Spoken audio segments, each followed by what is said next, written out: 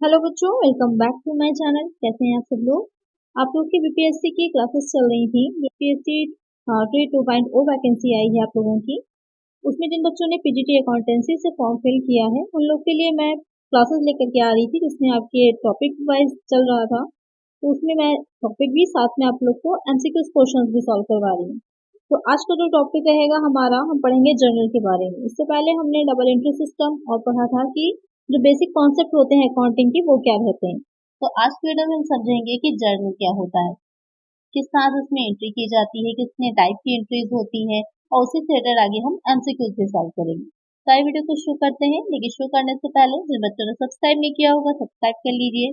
Video अच्छी लगेगी like कर दीजिएगा। आप लोग के लाइक से वीडियो की रीच बढ़ती है, जिससे कि वीडियो ज्यादा चलती है। तो आप लोग लाइक जरूर कर दिया करिए और फ्रेंड्स तक वीडियो को शेयर भी कर दीजिएगा। आइए शुरू करते हैं। सबसे पहले हम ये समझते हैं कि जर्नल की जो बात होती है, जिसे हिंदी में रोजनामचा बोला जाता है, अक्सर बच्चों को नहीं पता होता। जर्नल को हिंदी में हम रोजनामचा बोलते हैं। जनरली जर्नल वर्ड ही यूज होता है, इसलिए इतना ध्यान नहीं दिया जाता है, लेकिन इसको हिंदी में रोजनामचा कहते हैं। तो अगर क्वेश्चन, जो बच्चे हिंदी मीडियम से हैं, क्वेश्चन आपका रोजनामचा लिख करके आ रहा है तो उसका मीन्स भी जर्नल ही होगा। जर्नल होता क्या है? A journal records all the routine transactions of a business in a chronological order।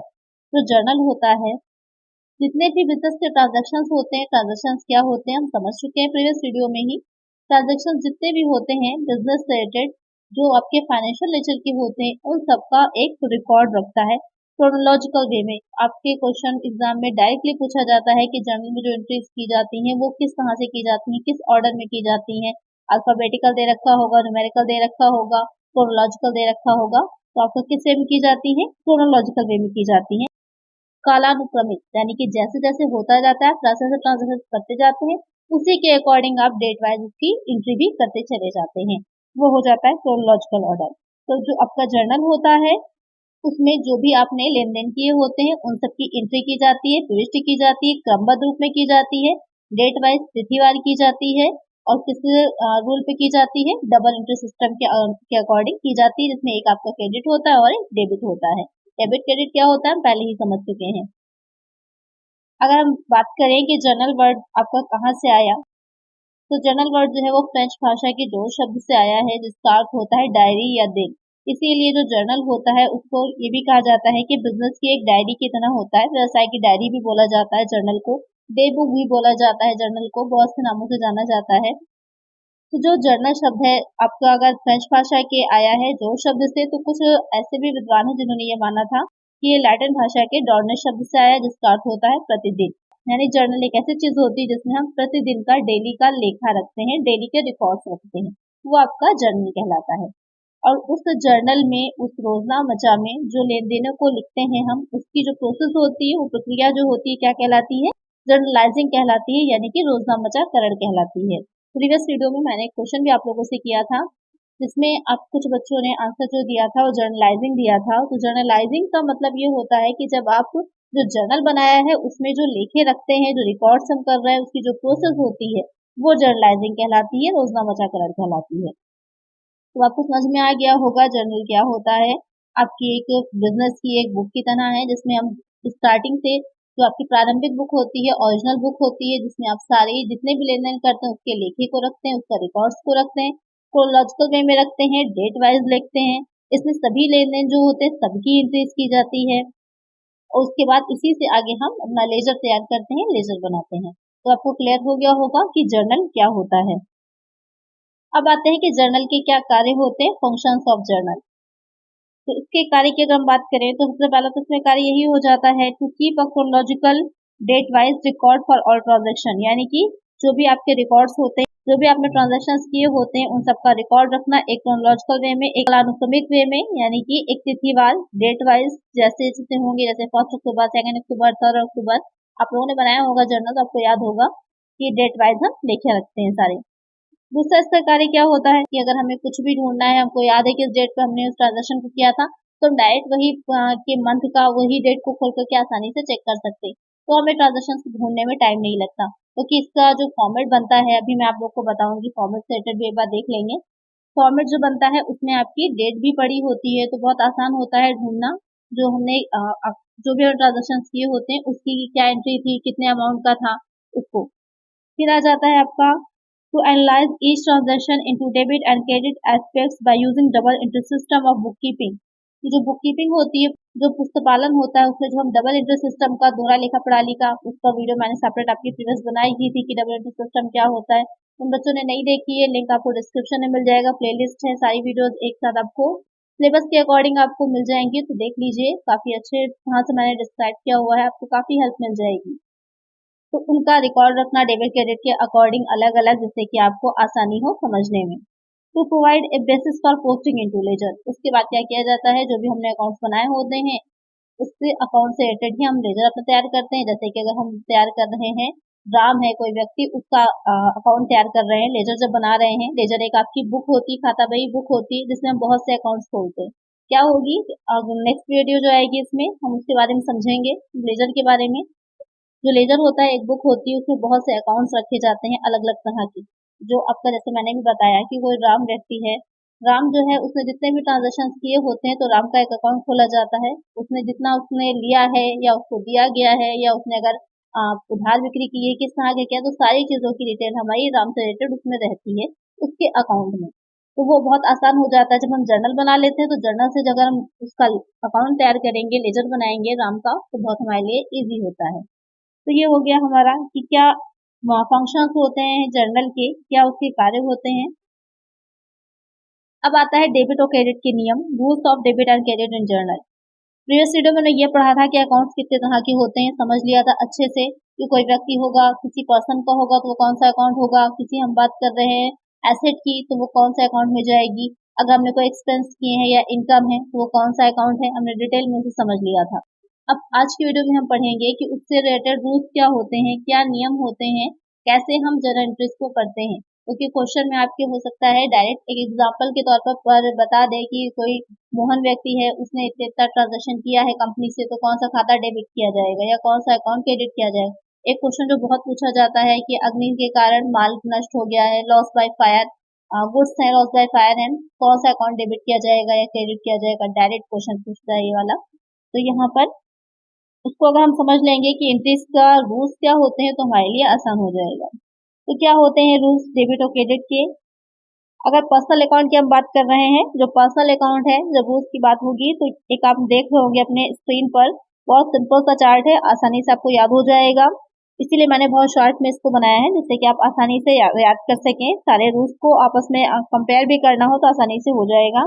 Personal account की जब हम बात करते हैं, तो पाने वाले का नाम कहते हैं, यानी कि जो आपका जिस व्यक्ति को मिल रहा है, जो रिसीवर है, उसका अकाउंट डेबिट हो जाएगा, और जो गिवर होगा, देने वाला होगा, उसका अकाउंट क्या हो जाएगा, क्रेडिट हो जाएगा। रियल अकाउंट की अगर हम बात करें, तो जो एसेट या जो संपत्ति आ रही है, वो संपत्ति आपकी डेबिट हो जाती है, और जो भी संपत्ति, जो एसेट आपकी जाएगी, वो क्या हो जाएगी, क्रेडिट हो जाएगी। Debit what comes in and credit what goes out. अब नाम मात्र का खाता जो होगा, नॉमिनल अकाउंट जो होंगे, तो जितने भी एक्सपेंसेस आपके होंगे या लॉसेस होंगे, सब डेबिट हो जाएंगे। Debit all expenses and losses, और जितनी भी इनकम्स होंगी या प्रॉफिट होगा, सब आपका क्रेडिट हो जाएगा। Credit all incomes and gains. तो ये सिंपल से आपके रूल्स हो जाते हैं। अब क्योंकि कॉमर्स की जब भी हम बात करते हैं, तो इसमें आपके फॉर्मेट्स चलते हैं। बैलेंस शीट का अपना फॉर्मेट होता है, प्रॉफिट लॉस अकाउंट्स का अपना फॉर्मेट होता है, जो हम जर्नल तैयार करते हैं उसका अपना फॉर्मेट होता है। तो सारी चीजों में एक फॉर्मेट चलता है, उसी के अकॉर्डिंग उसमें हम जो भी हमें एंट्री करनी है, या फिर हमें पोस्टिंग करनी है, या फिर हमें अकाउंट्स बैलेंस शीट बनानी है, वो हम बनाते हैं। तो यहाँ पर हम जर्नल के फॉर्मेट के बाद देख लेते हैं। तो सबसे पहले इसमें आपका डेट का कॉलम आता है, फिर पार्टिकुलर्स का आता है, जिसमें कि आप जो भी जिससे रिलेटेड एंट्री कर रहे होंगे उस अकाउंट का नाम रहता है। दोनों ही अकाउंट, जो डेबिट में जाएगा क्रेडिट में जाएगा, उनके नाम रहते हैं। और साथ ही हम एक नरेशन भी लिखते हैं या फिर एक्सप्लेनेशन लिखते हैं कि क्या किया गया है उससे रिलेटेड। फिर आता है आपका लेजर फोलियो। जब हम जर्नल बनाते हैं तो हम लेजर फोलियो को कॉलम बनाते हैं, और जब हम लेजर बनाते हैं तो जर्नल फोलियो को कॉलम बनाते हैं। ऐसा इसलिए किया जाता है कि जब एक की एंट्री दूसरे में की जाती है, तो वहां पर हमारे ढूंढना आसान हो जाए। फिर आता है आपका डेबिट का और क्रेडिट का। तो इतने कॉलम्स मेनली बनते हैं जो जर्नल होता है उसमें। तो आप जैसे कि डेट में देख रहे होंगे कि ईयर दिखाया जाता है, मंथ दिखाया जाता है, डेट। तो यहाँ पर आपको पूरी डिटेल देनी होती है, जिससे कि आसानी से हम जो एंट्रीज करें उनमें मिलान भी कर सकें, मैच भी कर सकें कि करेक्ट है या नहीं करेक्ट है। क्योंकि जब आपकी ऑडिटिंग की जाती है, तो वहाँ पे ये चीजें बहुत इंपॉर्टेंट होती हैं, और आसानी से ट्रांजेक्शन को ढूंढा जा सकता है। तो इतने कॉलम आपके रहते हैं। अब आपको क्लियर हो गया होगा जर्नल के बारे में। जब हम जर्नल की बात कर रहे होते हैं तो जर्नल में एंट्रीज के साथ साथ एक चीज और ध्यान में रखिएगा, जिससे रिलेटेड क्वेश्चन भी बनता है तो उसको भी थोड़ा सा समझ लेते हैं। अगर उससे रिलेटेड क्वेश्चन पूछे तो हमें क्लियर हो। वहां पर आपका डिस्काउंट आता है, जो आपके दो टाइप्स के रहते हैं, ट्रेड डिस्काउंट और कैश डिस्काउंट। डिस्काउंट का मतलब क्या होता है, सभी लोग जानते होंगे कि किसी भी जब हमें प्राइस में ऑफ मिल रहा होता है तो वो आपका डिस्काउंट हो जाता है। तो यहाँ पर जो ट्रेड डिस्काउंट है, कैश डिस्काउंट है। ट्रेड डिस्काउंट जो होता है व्यापारिक छूट जिसे बोला जाता है। तो जो डिस्काउंट होता है उसमें जो परचेज कर रहा है, जो आपका बाई कर रहा है, वहां पर जो मूल्य होता है, जो हमारा प्राइस होता है, उसमें एक सर्टेन परसेंटेज में, एक निश्चित प्रतिशत में क्या दी जाती है, कमी कर दी जाती है, छूट दी जाती है, 10%, 5%, 6%। तो वो आपकी क्या कहलाता है, डिस्काउंट होती है, ट्रेड डिस्काउंट होता है। इसमें क्या रहता है, जो ट्रेड डिस्काउंट होगा तो जो हम एंट्रीज करते हैं जनरल की, तो वहां पर नहीं दिखाते, बस प्राइस में से हम कम कर देते हैं, मूल्य में से जो इनवाइस का प्राइस हमारा होता है निकल के बीजक मूल्य आता है उसमें से हम हटा देते हैं। और यहाँ पे एक चीज का पॉइंट का ध्यान रखिएगा स्पेशली, कि जब रिटर्न इनवर्ड होगा यानी कि माल की वापसी आती है, वहां पर भी क्या होता है, हम इसको जो ट्रेड डिस्काउंट है उसको हटा ही देते हैं, उसको लेस किया जाता है। तो एग्जाम में क्वेश्चन बन सकता है, ध्यान में रखिएगा कि माल वापसी के समय भी इस व्यापारिक छूट को, इस ट्रेड डिस्काउंट को लेस कर दिया जाता है। और कैश डिस्काउंट की बात पे दो पॉइंट ध्यान में रखने वाले हैं। एक ट्रेड डिस्काउंट जो होता है वो आपका जो सूची मूल्य होता है उस पर दिखाया जाता है। दूसरा पॉइंट क्या रहता है कि जब माल वापसी आता है, रिटर्न इनवर्ड होता है, तो वहां पर भी इस व्यापारिक छूट को घटाया जाता है। और इसका लेखा जो होगा वो जो हम जर्नल बनाते हैं उसमें नहीं किया जाता, जर्नल में इसको नहीं दिखाया जाता है। अब बात करते हैं कैश डिस्काउंट की। तो जो आपके परचेज कर रहे हैं कस्टमर्स हैं, एक निश्चित समय सीमा के अंदर आपको भुगतान कर देते हैं, पेमेंट कर देते हैं, तो ये छूट कैश डिस्काउंट जो होता है उनको दिया जाता है। ट्रेड डिस्काउंट सबको मिलता है, लेकिन कैश डिस्काउंट सिर्फ उन्हीं कस्टमर्स को दिया जाता है जो जल्दी भुगतान करते हैं या एक निश्चित समय सीमा के अंदर आपका पेमेंट कर देते हैं, उनको ही दिया जाता है। और इसको हम क्या करते हैं, जो हम इंटरनल एंट्रीज करते हैं वहां पर इसको लिखा करते हैं, इसको हम अलग से दिखाते हैं। और साथ ही कैसे निकाला जाता है, पहले ट्रेड डिस्काउंट दिया जाता है, उसके बाद ट्रेड डिस्काउंट देने के बाद जो हमारा प्राइस बचता है उस पर हम कैश डिस्काउंट देते हैं। तो कुछ पॉइंट्स थे जो आपको क्लियर हो गए होंगे इसमें डिस्काउंट से रिलेटेड। तो अगर क्वेश्चन इससे बनता है तो ध्यान में रखिएगा कि कैसे इसको हमें निकालना है। तो आइए एमसीक्यूज की तरफ चलते हैं और समझते हैं, कुछ एमसीक्यूज को सॉल्व करते हैं और बाकी चीजें उससे हमें और क्लियर हो जाएंगी। सबसे पहले वो क्वेश्चन ले लेते हैं। तो प्रीवियस वीडियो में मैंने आप लोगों से पूछा था कि कुछ बच्चों ने सही आंसर दिया था, कुछ के गलत भी हुए थे। व्यापारिक लेनदेन को व्यवस्थित तरीके से रिकॉर्ड करना कहलाता है। Recording of the business transaction in a systematic is called accounting, recording, journalising, book keeping. यहाँ पर मैंने क्या क्वेश्चन ने पूछा था आप लोगों से कि जो आपके लेन देन हुए हैं, जो आपने ट्रांजेक्शन किए हैं, एक सिस्टमैटिक वे में जब आप उसको जो लिख रहे हैं, रिकॉर्ड कर रहे हैं, तो वो क्या होता है। तो मैंने आप लोग को बताया था कि बुक कीपिंग कहाँ तक चलती है, जो आप लेजर बनाते हैं वहां तक बुक कीपिंग चलती है, उसके बाद हो जाता है आपका अकाउंटिंग आती है। तो यहाँ पर आप उसको लिख रहे हैं, रिकॉर्ड कर रहे हैं व्यवस्थित तरीके से, तो किस में जाएगा, आपका जर्नल बना रहे हैं ना आप, तो जर्नल किस में आएगा, बुक कीपिंग में आ जाएगा। तो करेक्ट आंसर आपका डी होगा, बुक कीपिंग होगा। जर्नलाइजिंग मैंने आप लोग को समझा ही दिया। अकाउंटिंग, अकाउंटिंग अभी बताया मैंने आप लोग को कि लेजर के बाद जो काम हम करते हैं वो अकाउंटिंग में आता है। तो यहाँ पर करेक्ट आंसर आपका हो जाएगा option D, book keeping. First question लेते हैं, लेन देन सबसे पहले किस पुस्तक या खाते में दर्ज किया जाता है। Transactions are first recorded in which book are account, book of original entry, trial balance, accounting equation, book of final entry. Question में कह रहा है कि जो ट्रांजैक्शन आप करते हैं उसे सबसे पहले आप किस बुक में या फिर किस अकाउंट में दिखाते हैं। तो हम जो सबसे पहले दिखाते हैं किसी भी लेन देन को, तो वो आपकी मूल प्रविष्टि की पुस्तक होती है, बुक ऑफ ओरिजिनल एंट्री। इसे क्या कहा जाता है, जर्नल कहा जाता है। तो एक आंसर होगा हमारा option A, book of original entry. तो यहाँ पर अगर आपका जर्नल दे रखा होता डायरेक्ट तो वही आंसर होता, लेकिन अगर कह रहा मूल प्रविष्टि की पुस्तक, तो मूल प्रविष्टि की पुस्तक कौन कहलाती है, वो हो जाती है आपकी जर्नल होती है। तो एक आंसर क्या होगा हमारा ऑप्शन ए। नेक्स्ट क्वेश्चन है, जर्नल को डैश भी कहा जाता है। Journal is also called a dash, business diary, history book, laser book and entry book. मैंने बताया ही था कि जर्नल जो होता है उसे व्यवसाय की डायरी या फिर बिजनेस डायरी भी कहा जाता है, डे बुक भी कहा जाता है, कुछ भी लिख के आ सकता है। डे बुक भी बोलते हैं, व्यवसाय की डायरी भी बोलते हैं। करेक्ट आंसर होगा हमारा ऑप्शन ए। नेक्स्ट क्वेश्चन है, जर्नल लेनदेन को किस क्रम में सूचीबद्ध करता है। Journal list transaction in which order, decreasing, chronological, alphabetical, increasing. तो जो जर्नल होता है अभी बताया ही था मैंने किस क्रम में करता है, कालानुक्रमिक यानी कि क्रोनोलॉजिकल वे में करता है, डेट वाइज करता है। एक आंसर होगा हमारा ऑप्शन बी। नेक्स्ट क्वेश्चन है, निम्नलिखित कथनों में से जर्नल प्रविष्टि के संबंध में कौन सा कथन गलत है? Among these statement which one is incorrect regarding journal entry? The debited account titles are listed first. Journal entries show the effects of transactions. Each journal entry should begin with a date. Journal entries provide account balances. तो question में कह रहा है कि जो journal प्रविष्टियां हम करते हैं, जो हम जर्नल एंट्रीज करते हैं, तो अब आपको ये बताना है कि जो स्टेटमेंट दे रखे हैं उसमें से कौन सा स्टेटमेंट जो है वो गलत होगा। तो समझते आइए एक एक स्टेटमेंट को।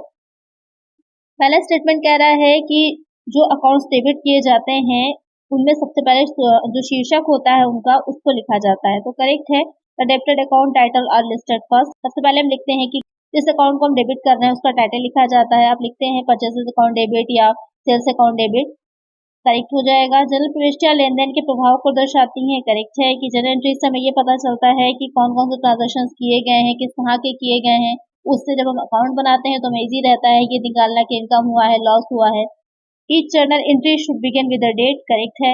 डी पॉइंट दे रखा है, जर्नल प्रविष्टियां खाता शेष प्रदान करती हैं। Journal entry provide account balance, ऐसा नहीं है, कोई अकाउंट बैलेंस नहीं प्रोवाइड करती है। दोनों साइड आपके जर्नल के इक्वल आते हैं। अकाउंट जो बैलेंस आता है वो आपका किस में आता है, जो हम लेजर बनाते हैं, लेजर में जो अकाउंट्स बनाते हैं उसमें बैलेंस निकल के आता है, जैसे कि आप कैरेट फॉरवर्ड करते हैं। तो यहाँ पर इसमें कोई बैलेंस नहीं आता है, तो ये आपका गलत हो जाएगा। करेक्ट आंसर ही होगा हमारा ऑप्शन डी। नेक्स्ट क्वेश्चन है, ग्राहक द्वारा लौटाया गया माल किस खाते में डेबिट किया जाएगा? Goods return by customer will be debited to which account? Purchase account, return outward, customers account, return inward. Question में कह रहा है कि जो ग्राहक होगा, जो कस्टमर है, अगर वो कोई भी गुड्स को रिटर्न कर रहा है तो उसको कहाँ पर या किस खाते में हम डेबिट करते हैं? उसे हम कहाँ डेबिट करेंगे? उसे हम रिटर्न इनवर्ड अकाउंट में डेबिट करते हैं। तो इसका आंसर क्या हो जाएगा हमारा ऑप्शन डी। नेक्स्ट क्वेश्चन है, चोरी हुए माल का डेबिट किया जाना चाहिए। Stolen goods should be debited to sales account, purchase account, loss by theft account, no entry. कि कोई भी गुड्स जब चोरी हो जाते हैं या आपका अग्नि से माल नष्ट हो जा रहा है, ये क्वेश्चन बहुत पूछा जाता है एग्जाम में।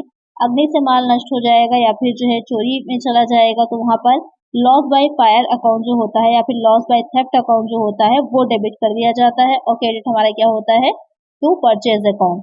या फिर इस तरह से भी क्वेश्चन अगर पूछा जाता है कि रेल यात्रा में आप किसी चीज से मंगवा रहे थे माल, उसमें बीच में रास्ते में कोई क्षतिग्रस्त हो गया है, नष्ट हो गया है, तो वहां पर लॉस इन ट्रांजिट अकाउंट जो होता है उसको डेबिट किया जाता है और क्रेडिट में आपका टू परचेज अकाउंट हो जाएगा। तो डेबिट पूछे क्रेडिट पूछे ध्यान में रखिएगा, एंट्री क्या होगी यहाँ पर आपकी, loss by theft account debit to purchase account. एक आंसर क्या होगा हमारा option C.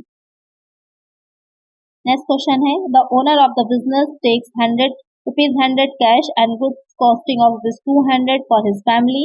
The proper journal entry for this transaction is: व्यवसाय का स्वामी अपने परिवार के लिए ₹100 नगद और ₹200 का माल लेता है। इस लेन देन के लिए उचित जर्नल प्रविष्टि है। तो जब भी जो ओनर होता है वो कुछ भी व्यवसाय से निकालेगा, कैश निकालेगा या फिर जो गुड्स निकालता है, तो दोनों ही दिशा में वो क्या कहलाती है चीज, वो ड्राइंग कहलाती है, उसे आहरण बोला जाता है। तो यहाँ पर ₹100 के वो कैश निकाल रहा है और 200 के गुड्स को निकाल रहा है, तो वहां पर एंट्री क्या की जाएगी, क्वेश्चन में आपसे ये कह रहा है। जब भी ड्राइंग्स होती हैं किसी भी तरह की ओनर्स के द्वारा, तो ड्राइंग अकाउंट आपका डेबिट में चला जाएगा और जो भी चीज निकाली जाएगी, चाहे वो कैश होगा या फिर जो गुड्स होंगे, तो उसके अकॉर्डिंग वो दूसरी चीज क्या होती है, क्रेडिट हो जाती है। यहाँ पर हम क्या करेंगे, ड्राइंग अकाउंट हमारा डेबिट हो जाएगा और क्रेडिट में क्या चला जाएगा, जो कैश निकाला होगा वो क्रेडिट हो जाएगा और जो परचेजेस अकाउंट होता है, क्रय खाता यहाँ पर जो होगा उसको हम क्रेडिट कर देते हैं। तो यहाँ पर करेक्ट एंट्री क्या होगी आपकी, ड्राइंग अकाउंट डेबिट, कैश और परचेज अकाउंट क्या हो जाएगा, क्रेडिट हो जाएगा। एक आंसर होगा हमारा ऑप्शन ए। क्वेश्चन में ध्यान से समझा करिए, जो ऑप्शंस होते हैं बहुत एक जैसे होते हैं तो वहाँ पर कंफ्यूजन में गलत आंसर टिक हो जाता है। यहाँ पर करेक्ट आंसर होगा हमारा ऑप्शन ए। नेक्स्ट क्वेश्चन है, निम्नलिखित में से कौन व्यापार छूट का सबसे अच्छा वर्णन करता है?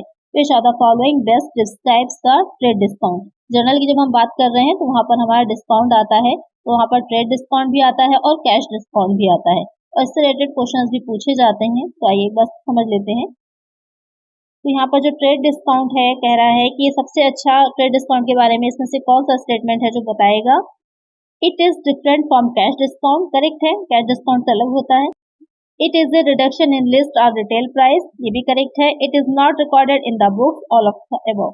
तो क्वेश्चन में कह रहा है कि इसमें से कौन सा अच्छा समझा रहा है, जो आपका ट्रेड डिस्काउंट है उसके बारे में। तो कैश डिस्काउंट से अलग होता है, करेक्ट है। ट्रेड डिस्काउंट जो होता है पहले दिया जाता है, उसके बाद कैश डिस्काउंट दिया जाता है। और ये सूची मूल्य या फिर जो आपका रिटेल प्राइस होता है उस पर दिया जाता है, ये भी करेक्ट है कि जो ट्रेड डिस्काउंट है 10%, 5% जितना भी दिया जा रहा होता है वो आपके लिस्ट प्राइस जो होता है या फिर जो रिटेल प्राइस होता है उस पर दिया जाता है, और उससे बुक्स में नहीं दिखाते। जो मोस्ट इंपॉर्टेंट चीज है, जब हम जर्नल बना रहे होते हैं तो ट्रेड डिस्काउंट को हम लेस करके दिखाते हैं, ट्रेड डिस्काउंट की कोई एंट्री नहीं की जाती है। तो ये तीनों ही स्टेटमेंट आपके करेक्ट हो जाएंगे। तो करेक्ट आंसर क्या होगा हमारा, ऑप्शन डी होगा। नेक्स्ट क्वेश्चन है, शीघ्र भुगतान को प्रोत्साहित करने के लिए विक्रेताओं द्वारा दी जाने वाली छूट के लिए प्रयोग किया जाने वाला शब्द कहलाता है। The term use for the discount offered by sellers to encourage prompt payments is known as trade discount, cash discount, payment discount, none. Question में कह रहा है कि जब शीघ्र भुगतान को यानी कि जो कस्टमर्स हैं वो जल्दी पेमेंट कर दें या फिर कैश में ही लें, उधार ना लें, इसलिए उनको मोटिवेट करने के लिए, ऐसा करने के लिए उनको मोटिवेट करने के लिए जो डिस्काउंट दिया जाता है वो कौन सा होता है, तो वो कहलाता है आपका कैश डिस्काउंट, यानी कि नगद छूट जो दी जाती है। एक आंसर होगा हमारा ऑप्शन बी। सबको नहीं दी जाती है, ये केवल उन्हीं कस्टमर्स को दी जाती है जो आपका जल्दी भुगतान करते हैं, जल्दी पेमेंट करते हैं, या तो एक निश्चित समय सीमा के अंदर एक सर्टेन टाइमिंग में वो पेमेंट कर देते हैं, उनको ही दी जाती है। नेक्स्ट क्वेश्चन है, श्री स्मिथ अपने व्यवसाय में 10,000 रुपए नगद निवेश करते हैं, जमा किया जाने वाला खाता है। Mister Smith invest ₹10,000 cash in his business, the account to be credited is. तो आपको पता होगा जो डेबिट होता है उसको नाम बोलते हैं और जो क्रेडिट होता है उसको हिंदी में जमा कहा जाता है। यहाँ पर क्या कह रहा है कि जो मिस्टर स्मिथ थे उनका अपना जो बिजनेस था उसमें उन्होंने 10,000 रुपए क्या किए हैं, इन्वेस्ट किए हैं। तो यहाँ पर आपका कौन सा अकाउंट जो होगा ऐसे सिचुएशन में क्रेडिट किया जाएगा, कैश, प्रॉफिट, इनकम या फिर कैपिटल। तो जो बिजनेस का ओनर होता है कुछ भी इन्वेस्ट करता है अपने बिजनेस में, तो वो उसमें आपका जो क्रेडिट होता है वो कैपिटल हो जाता है। तो यहाँ पर cash account debit to capital account होगा। तो एक आंसर क्या होगा हमारा, ऑप्शन डी, क्योंकि क्रेडिट के बारे में पूछा था। तो एक आंसर होगा हमारा ऑप्शन डी। नेक्स्ट क्वेश्चन है, व्यवसाय शुरू करने पर किस खाते को क्रेडिट किया जाता है। Which account is created on commencement of business, cash, bank, asset, capital. तो जब बिजनेस की शुरुआत की जा रही, कुछ सेम सिमिलर ही क्वेश्चन है आपका जो प्रीवियस में पूछा था मैंने, बस ये दोनों क्वेश्चन मैंने इसलिए रखे कि अगर दोनों क्वेश्चन इस तरह से कोई भी पूछेगा तो आप कंफ्यूज ना होइए। यहाँ पर भी आपका क्रेडिट जो होगा वो कैपिटल ही होगी, कि व्यवसाय शुरू कर रहे हैं, बिजनेस को शुरू कर रहे हैं तो कुछ इन्वेस्टमेंट करेंगे ना, कुछ कैश लगाएंगे तभी तो बिजनेस स्टार्ट होगा। तो वहां पर कैपिटल अकाउंट ही क्या हो जाएगा, आपका क्रेडिट हो जाएगा। तो एक आंसर होगा हमारा ऑप्शन डी। नेक्स्ट क्वेश्चन है, निम्नलिखित में से किस तरीके से एक संयुक्त प्रविष्टि की जा सकती है। Which of the following way a compound journal entry में बी पास्ड। जो एंट्री करते हैं हम तो आपकी मेनली दो तरह से होती हैं, एक हो जाती है सिंपल एंट्री और दूसरी हो जाती है आपकी कंपाउंड एंट्री। जो सिंपल एंट्री होती है वहां पर सिर्फ दो अकाउंट ही आपके क्या होते हैं, इफेक्ट करते हैं या उन पर इफेक्ट पड़ता है। लेकिन जो डबल एंट्री होती है उसमें क्या रहता है, लेकिन जो कंपाउंड एंट्री होती है, जो संयुक्त प्रविष्टि होती है, उसमें क्या रहता है कि दो से अधिक आपके अकाउंट जो होते हैं, दो से ज्यादा अकाउंट जो होते हैं उसमें शामिल होते हैं, इंक्लूड होते हैं। तो किस टाइप से कर सकते हैं, वन पर्टिकुलर अकाउंट में be debited while several other accounts may be credited, one particular account may be credited while several other accounts may be debited, several accounts may be debited and several other accounts may also be credited, all of the above। तो यहाँ जो question कह रहा है कि जो compound entry होती है तो इन तीनों ही तरह से की जा सकती है। एक विशेष खाता डेबिट होगा, कोई एक अकाउंट डेबिट होगा और आपके बाकी के और अदर अकाउंट जो है वो क्रेडिट हो सकते हैं। कोई एक स्पेसिफिक अकाउंट को क्रेडिट करेंगे और कई बाकी के अकाउंट्स को हम डेबिट कर देंगे, करेक्ट है। आपके कई अकाउंट्स एक साथ डेबिट हो जाएंगे और बहुत सारे अकाउंट्स एक साथ क्रेडिट भी हो सकते हैं। तो यहाँ पर तीनों ही तरीके से की जा सकती है। तो एक आंसर होगा हमारा option D, all of the above.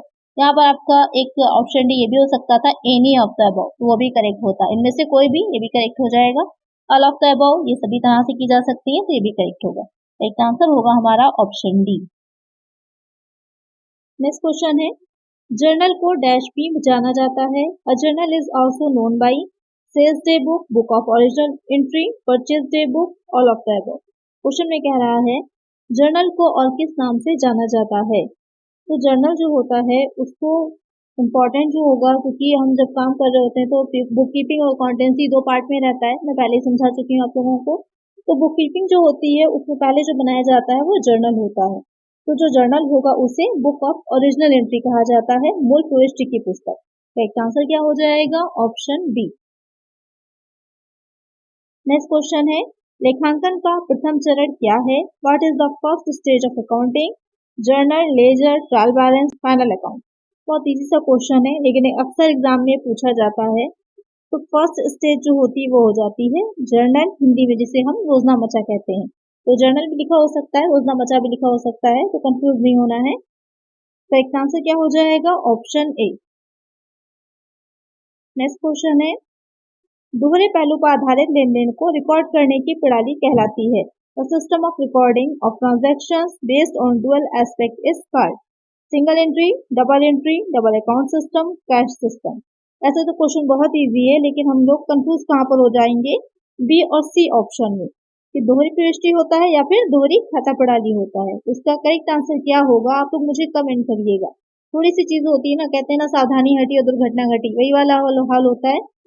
वही वाला हाल होता है कि यहाँ पर आपको सिंपल सा है, दोनों ही चीजें दे रखी हैं लेकिन यहाँ पर कंफ्यूजन हो जाएगी एग्जाम में।